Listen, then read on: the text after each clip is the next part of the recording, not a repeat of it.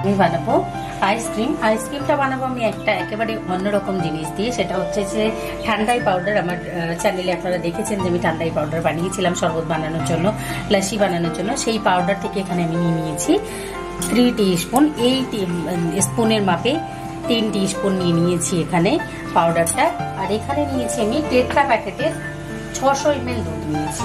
এই যে আমুল তাজা যে টেট্রা প্যাকেট, এই প্যাকেট থেকে আমি 600 ml দুধ নিয়েছি। এখন আমি গ্যাসের ফ্লেমটা অন করে নেবো, নিয়ে দুধটাকে ফুটিয়ে নেবো। তো দুধটাকে ফুটিয়ে নেওয়ার আগে এখান থেকে আমি নিয়ে নিচ্ছি হাফ কাপ মতো দুধ এর মধ্যে নিয়ে নেবো এই পাউডারটার মধ্যে গুলে নেবার জন্য।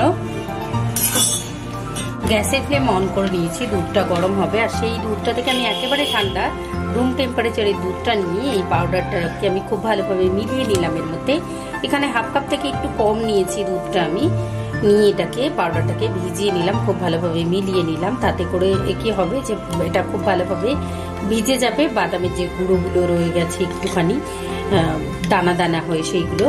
ততক্ষণে আমরা এটাকে রেখে দেবো সাইডে, দিয়ে দুধটাকে ফুটিয়ে নেব। দুধটাকে ফুটিয়ে নেওয়ার জন্য করতে হবে কি, এটাকে আমাদের কন্টিনিউ নাড়াতে হবে, নাড়িয়ে ফোটাতে হবে, নালে তলায় ধরে যাবে।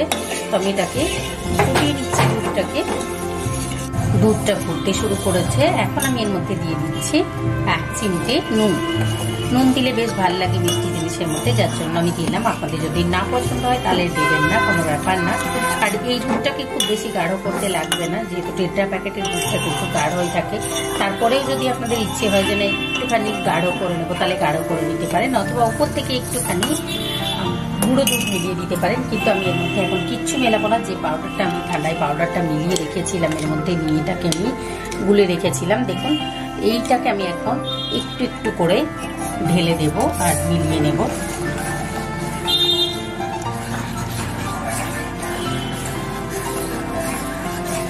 পুরোটা ঢেলে নিয়েছি আমি, এখন এটাকে ফুটিয়ে নেব।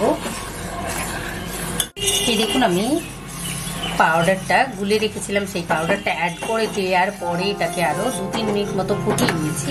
এটা এখন আগে থেকে আরো একটু বেশি গাঢ় হয়ে গেছে। তো যদি আপনাদের মনে হয় যে ঠান্ডায় পাউডারটা দেওয়ার পরেও মিষ্টি কম আছে, আপনারা একটু টেস্ট করে নিতে পারেন চিনির পরিমাণটা, কারণ আইসক্রিম জমে গেলে পরে ঠান্ডা হয়ে গেলে আরো মিষ্টির পরিমাণটা কমে যায়, যার জন্য তাহলে আপনারা আরো 1 টিস্পুন মতো চিনি অ্যাড করে দিতে পারেন। আমি এখানে কিচ্ছু অ্যাড করব না, আমি জাস্ট এটাকে আরো 2 মিনিট মতো ফুটিয়ে নেব। টোটাল 5 মিনিট মতো পাউডারটা দেওয়ার পরে আমি ফুটিয়ে নিলাম। ফুটিয়ে নিয়ে এটাকে গ্যাসের ফ্লেম অফ করে এখন নামিয়ে নেব, নিয়ে ঠান্ডা করে নেব নাড়িয়ে নাড়িয়ে। তারপরে এটাকে আমি মোল্ডের মধ্যে ঢেলে নেব। আপনারা চাইলে যে কোনো বক্সের মধ্যেও এটাকে জমাতে পারেন, তাহলে কেটে কেটে সার্ভ করতে পারবেন। আমি এটাকে মোল্ডের মধ্যে জমাবো। দেখুন আরো 2 মিনিট মতো ফুটিয়ে নিই, তারপরে গ্যাসের ফ্লেম অফ করে দিয়ে আমি এটাকে, এই দেখুন দুধটাকে আমি নামিয়ে নিয়ে এসেছিলাম। নামিয়ে নিয়ে এটাকে একটা বড় বোলের মধ্যে জল নিয়ে আপনারা এটা রেখে দিতে পারেন, তাহলে দিয়ে নাড়াতে পারেন, খুব তাড়াতাড়ি ঠান্ডা হয়ে যাবে। আর নাহলে এমনি এখন গরমকাল পাখা চালিয়ে দিয়ে এটাকে নাড়াতে থাকলে খুব তাড়াতাড়ি ঠান্ডা হয়ে যায়। তো আমি এটাকে একটা জলের বোলের মধ্যে ডুবিয়ে রেখেছিলাম, খুব তাড়াতাড়ি ঠান্ডা হয়ে গেছে। এখন আমি একটা মোল্ড নিয়েছি, এই মোল্ডের মধ্যে ঢেলে দেবো।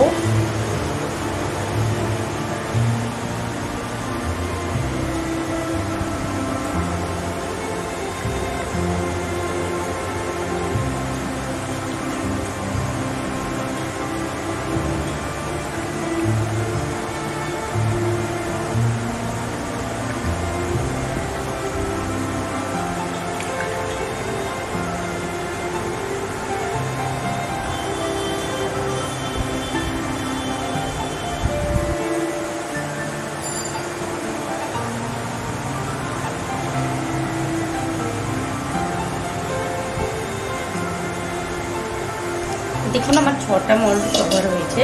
তো আমি ঢাকনা লাগিয়ে দেব।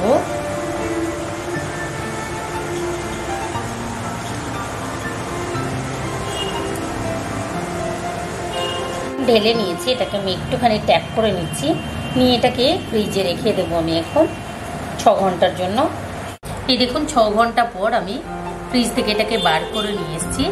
নিয়ে এটাকে আমি 30 সেকেন্ড মতো একটা বড় বোলের মধ্যে জল নিয়ে চুবিয়ে দিয়েছিলাম অর্ধেকটা পর্যন্ত। এখন আমি এগুলোকে তুলে নেব। এই দেখুন আমি তুলে নিলাম।